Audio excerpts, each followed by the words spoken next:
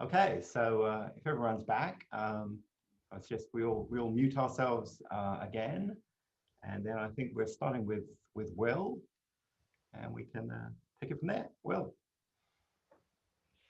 Great.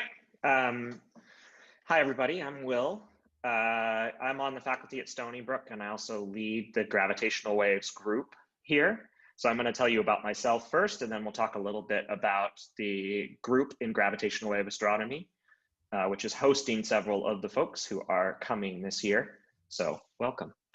Right, I'm Will Farr. My COVID activity has been some combination of lots of playtime with my 4-year-old daughter, Catherine, and the classic thing that everyone does when you don't have yeast, which is to make sourdough. So I have a pandemic starter that hopefully will be passed down through the generations in memory of this incredible year. My research interests are, as you might expect for someone who leads the gravitational waves group, largely centered around gravitational waves. And lately I have been starting to think about gravitational waves as probes of cosmology. And then perhaps to a lesser extent than Hogg, but somewhat similarly, I'm also interested in all aspects of astrostatistics and computational statistics. I have a number of projects going. Among them are using black hole ringdowns to test general relativity. So this is doing spectroscopy in gravitational waves instead of light. You perturb a black hole by smashing another black hole into it, and you look at the normal modes that are excited, and you test whether those normal modes happen at the frequencies and damp at the rates that are predicted by general relativity or not. I also would like to use binary black hole mergers as tracers of the expansion history of the universe. So c to the 5th power over g is a constant of nature, which is a luminosity. That is the luminosity in gravitational waves of a black hole merger. So that makes these objects very standard. We call them sirens rather than candles because they happen at audio frequencies. So you can use them just like you would use any other standard candle to measure distances. And then if you can back out redshifts in a different way that I don't have time to explain, they can trace the Hubble expansion. And then finally, I'm just interested generally in the populations of gravitational wave progenitors, so binary black holes in particular, and using spin orientations and spin measurements to try to understand the stars and the lives of the stars that go into making these systems. Okay, that's me. But more generally, I love astrostatistics projects. So if you have one and you want to chat, hit me up. Next slide. I also run the gravitational waves group, and I should have put it on the slide, but I'll say it now and one more time at the end. We have our group meetings Wednesday afternoons at 3 o'clock. Please come. You'll find it in your CCA calendar. They're open to everyone, even people outside of CCA. So if you have collaborators that you think would be interested, let me know and we'll put them on the email list. Because one of the major goals of the gravitational waves group is to build a community at Flatiron for the rapid exploration of upcoming observations in gravitational waves. And I'm really emphasizing that community aspect. We're trying to bring in people who traditionally work in gravitational waves and people who don't, and put them all together into a big pot, whirl their brains around and get science out. In particular, this is an exciting next 5 years for the gravitational waves field. LIGO, Virgo, and Kagra are going to have their 4th observing run within a year or so.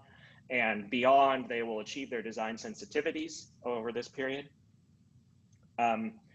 On the lower frequency side, using pulsars as a gravitational wave detector, pulsar timing is inching ever closer to a detection. And of course, LISA is a space-based gravitational wave detector applied to supermassive black holes, somewhat the same mass range that pulsar timing is probing, that will launch in the 2030s. And so that effort is assembling now. We're going to try to be involved in all of those things. We try very hard to take advantage of the interdisciplinary environment at Flatiron. So in particular, we're going to try to exploit the expertise at CCM, But also just within CCA, we like to work within the astronomical data group, the galactic dynamics group, the compact objects group, et cetera, et cetera, et cetera. All of these experiments that I mentioned are old and have a long history behind them and do not necessarily need more code or more project style development. They need rapid response. And so to that end, we also want to hire, support, develop, and distribute our diverse, engaged, and skilled group of scientists. I emphasize distribute as well. Many people leave us. We want them to leave us with a positive impression of Flatiron and launch them well in their future careers. Okay, thanks very much. You will. Hi everyone, I'm Will Colton. I'm going to be joining the Cosmology Cross Data Science group from Cambridge. My COVID pastimes have mostly been spent wandering around the streets of Cambridge, enjoying the deserted streets, so you can take in all of the beautiful sights, and including more recently, taking to the water on a paddleboard to view some of the sights. The other interest I've taken up is cooking, but I've not included a photo because it's been less than entirely successful. My research interests mainly focus on applying non-Gaussian statistics to cosmology problems, including weak lensing datasets and also CMB datasets. And beyond this, I've recently become quite interested in data compression techniques and likelihood-free or simulation-based inference methods. Some of my main projects at the moment are about squeezing bytes out of the primordial CMB, and this is looking at a range of different projects trying to study the really small signals that we think might be in there. One of these is searching for primordial non-Gaussianity with ACT and in the future with the Simons Observatory. But the other ones I've been thinking about are things like Rayleigh scattering, effects of Doppler boosting, primordial trispectra, and also secondary non-Gaussianity. And an additional project I've started working on recently, which I hope to continue in this general direction, is looking to use simulation-based inference pipelines to constrain things like tau, the optical depth from the Planck data. Thanks. Thank you. Hi, hi everyone. I'm Libby. I'm actually a new postdoc at the Institute for Advanced Study, but I'll be joining CCA in a couple of years. I just finished my PhD at MIT. All right, so my COVID activities, I did a lot of gardening over the summer, which was really fun. And I also started running. I'd never really ran much before, but it's a great thing to do during a pandemic. I'm a plasma physicist, and my PhD was actually mainly in fusion plasma physics, but I'm making a bit of a transition to astrophysical plasmas. I'm interested in a lot of areas of astrophysical plasma physics. I'm interested in looking at the theory of reconnection and how you build models for the reconnection process and the particle acceleration that results. Also in general, how like waves and particles interact in plasmas and pulsar plasma physics. Right now I'm working on building semi-analytic models of pulsar radio emission with Sasha Filipov at CCA. I'm also finishing up some things from my PhD, which are looking at how energetic particles in a fusion device can get transported by plasma waves. And I'm also interested in reconnection in partially ionized plasmas. So I'm looking forward to meet you all. Thank you. Thank you. Brian.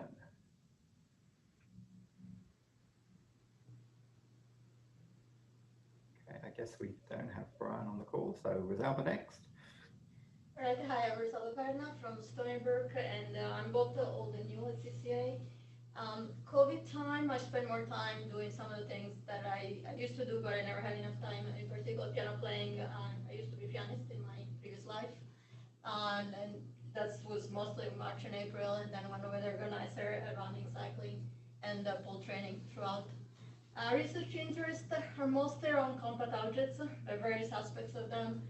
So over the years, they varied from gamma reversed, static accretion disks, like this hyperaccretion disks that are responsible for the engine source of gamma reversed, to magnetars and the phenomenology that produces them, These are highly magnetic neutron stars, and then double neutron star mergers, simulations, and production of gamma bursts from those.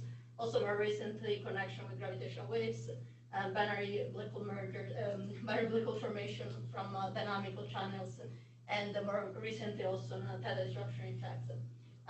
So while studying also these more direct aspects of compatibilities, I've also been interested in their role within cosmology, but also other completely different either research within cosmology, like 21 centimeter formation of supermassive black holes, and then exoplanets, particularly hot Jupiters and planetary dynamics, and more recently also on a number of different projects within body scattering, like few body scattering. So current projects are a little bit in some of these areas. So our Jupiter formation dynamical environments has been one of the most recent work with my graduate student. Crustal fracture in young neutron stars. This is in particular with connection to FRBs. So this is another area working right now. Then jet propagation in neutron star eject. And another project on tidal disruption events in stellar mass black holes. This is with my graduate student Phil Armitage here. So I'm hoping to interact with more people than just the Compact Object group, and I'm looking forward to meeting more of you. That's all. Thank you, Rosalba. Hi everyone, I'm Jose. I am a new postdoc at Princeton, but will be spending a significant amount of my time at CCA. I just graduated from Colombia, and during COVID, I've mostly spent a significant amount of my time cooking, trying to reverse engineer recipes I remember from early childhood, and also working for free as a systems administrator for my children, who are still taking classes online, and they seem to manage to break all systems every 15 minutes or so. Research-wise, I'm interested in cosmology. In particular, I am interested in trying to push the scales that are being used in cosmological analysis of weak lensing data towards smaller and smaller scales. And in order to do so, I've been working and I'm interested in using deep learning to compress these data sets and find more informative summary statistics that can help us extract all this non-Gaussian information, and use also these networks for inference. And also one of the main theoretical uncertainties that we have on those scales is the distribution of baryons on galactic halos scales. I'm also interested in learning about the properties and distribution of those baryons, both the matter distribution as well as the kinematic properties, and even using observations such as those from the CMB and KFC signals to try to constrain the presence of those baryons. So I'm extremely excited to get to know you guys and learn from you. And if you want to talk about any of these topics, just let me know. Thank you. And next we have Philip. Hi everyone, I'm Philip. I'm a postdoc at Princeton University, frequently collaborating with folks at the CCA. And my COVID activity, aside from the affogatos and the sordo, I've spent some time learning about quantum computers and connecting with folks at Perimeter Institute, thinking about designing quantum algorithms for cosmological simulations. So my research interests in general are in cosmology and computational astrophysics. And two areas that I work in are simulations of fuzzy dark matter, which are shown here in the slide, and also the study of turbulence in the interstellar medium. So that's me. Thank you. And Savik. Hi, so I'm Savik Ford. I'm a professor at CUNY and I'm a visiting scholar here half-time at CCA for this upcoming year. And one of my COVID activities was trying to finish up a metalworking project that I've been working on for a few years actually, but since I was trapped in my house for a while, this is all cut out by hand. So it's been very time consuming. But my research interests are fairly broad. I am interested in a lot of things, many different kinds of gravitational wave sources, AGN as a phenomenon and how they impact evolution of galaxies, disks, particularly AGN disks, and things that live in AGN disks, especially things like gravitational wave sources that might live in AGN disks. So there is sort of a somewhat unifying theme. Some of the current particular projects that I am interested in and have been working on, understanding what the expected redshift distribution of binary black hole mergers from the AGN channel for stellar mass black hole binary mergers, what that might be expected to be. It's not immediately obvious because there are several different sources of black holes in nuclear star clusters, and they have sort of different expected histories. So you can't just say, oh, it's whatever the AGN population is, which is at least fairly straightforward to observe. I'm also interested in searching for candidate electromagnetic counterparts for binary black hole mergers. So if you merge binary black holes in an AGN disk, they're surrounded by gas, and you might hope to get some kind of electromagnetic signature. And so this plot is from the first optical candidate counterpart for GW 1905-21. And I'm also interested in thinking about hydrodynamic simulations of binaries in disks, but not circumbinary disks. And so I've already had a conversation with one person here about that. And that is a quick outline of me. Thank you. Hi, hello everyone. It's good to be here. I'm Sultan Hassan. I started in the CCA here like maybe 2 weeks ago. The COVID activity, I was in New York before when the COVID started, and then I was visiting the CCA, and then I went to New Mexico where I was a postdoc there. And then I started to think what to do. I was really terrible in cooking, so I started to look in YouTube and see how to cook different recipes like traditional African food or traditional Asian food and different food. That was really nice. And I also started to, from the machine learning and other things, you know that the GPU are really powerful, and then I started to learn how to code with them. That was really nice. I started to do that, and it's going well so far. I am interested in so many things, but I started in the beginning to do reionization on large scales.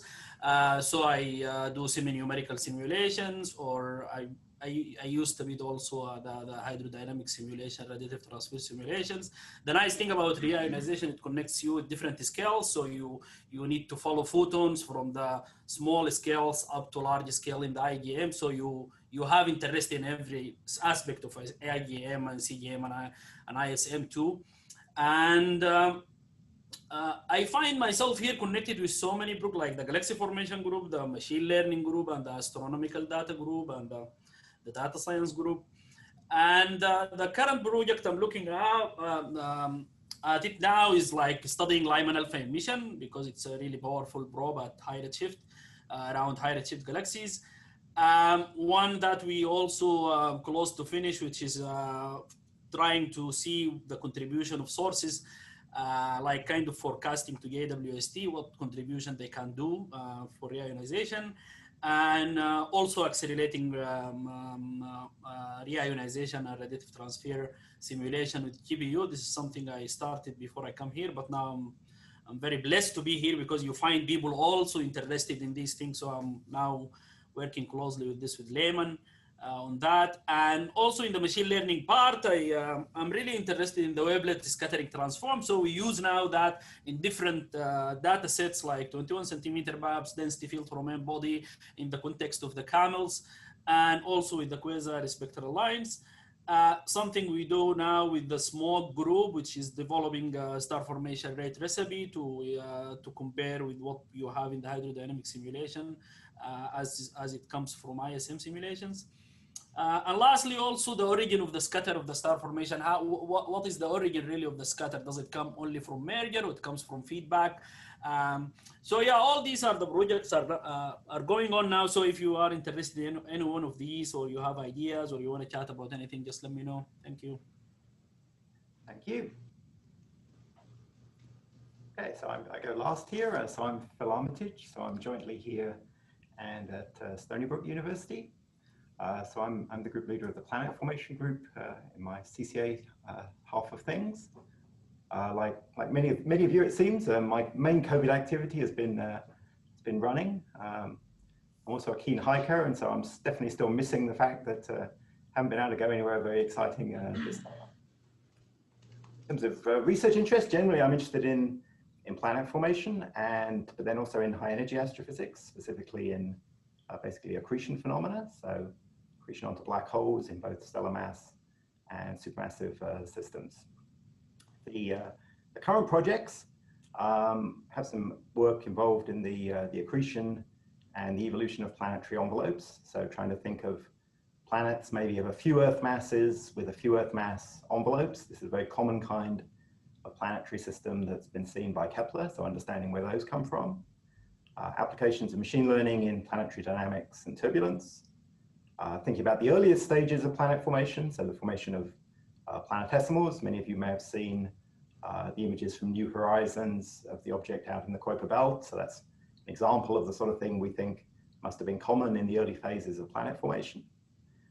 Thinking about the role of magnetic fields in accretion, so sort of the link between star formation scales, where we know magnetic fields are very important, through to protoplanetary disk scales, where there's some question marks about how important magnetic fields are.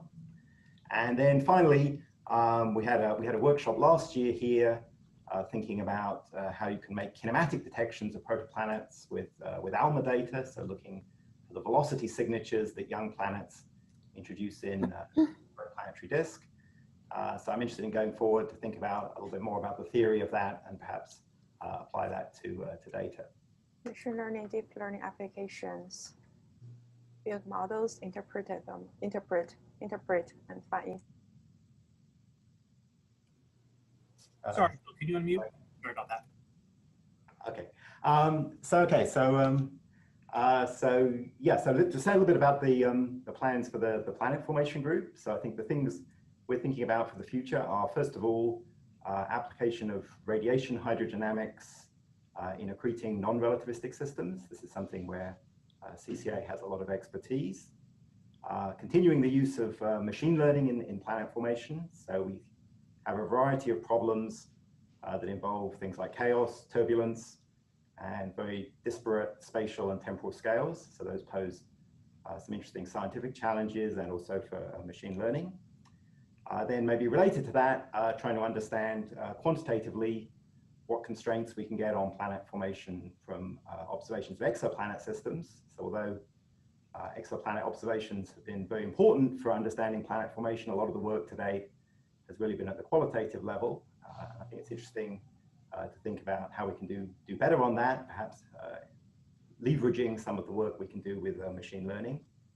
And then finally, sort of at a more speculative basis, I think it's very interesting to think about how planets gain their atmospheres. So that can be via inheritance from the protoplanetary disk. So that in that case, it tells us something really directly about planet formation. But then at a later stage, of course, it can also involve a geological evolution of young, low-mass planets like the Earth.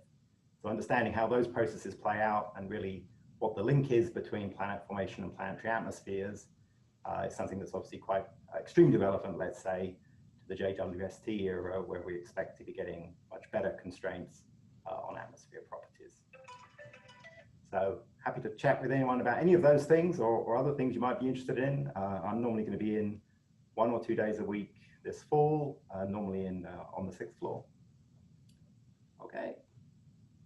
So let's go to the questions.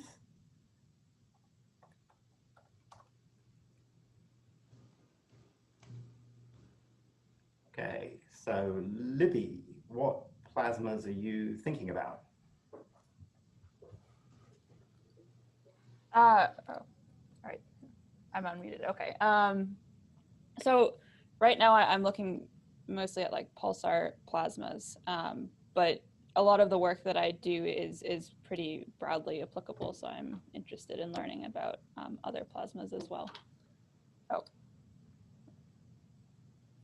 Okay, and then I think Hogg had some questions about characteristic gravitational wave luminosity. Have you and Will sorted those out? On... Well, I feel illuminated because Will said that it's the I was thinking like integrated luminosity, but it's the luminosity. So the higher mass things radiate for longer, which but Will gave the order of magnitude, which is just ferocious. Yeah, it's 4 × 10⁵ ergs per second. That's really, really, really loud. Yeah, it doesn't actually achieve that. It's more like 1% of that.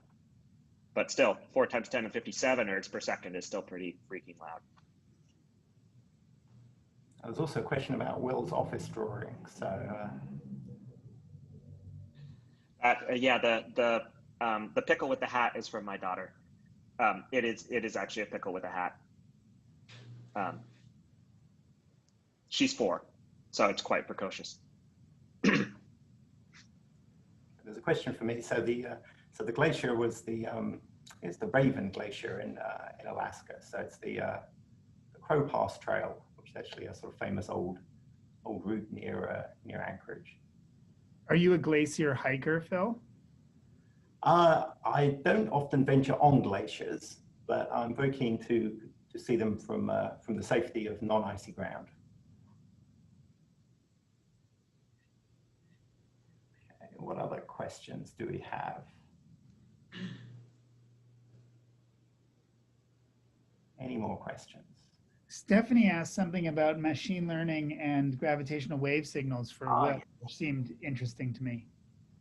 So that's a very active area of research. I should have actually put cosmology cross data science on the list of groups that we work with. We just work with everybody. And actually Shirley has some projects in her orbit around that and other groups as well.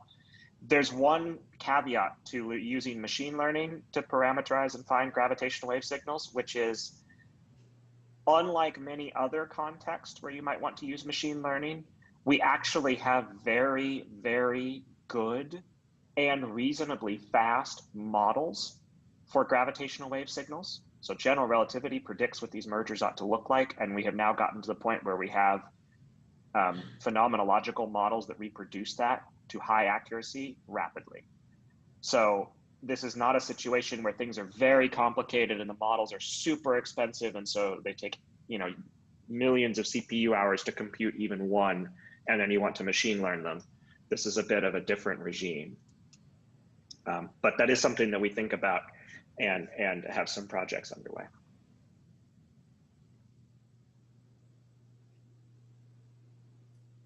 And then a follow-up there. What about high eccentricities?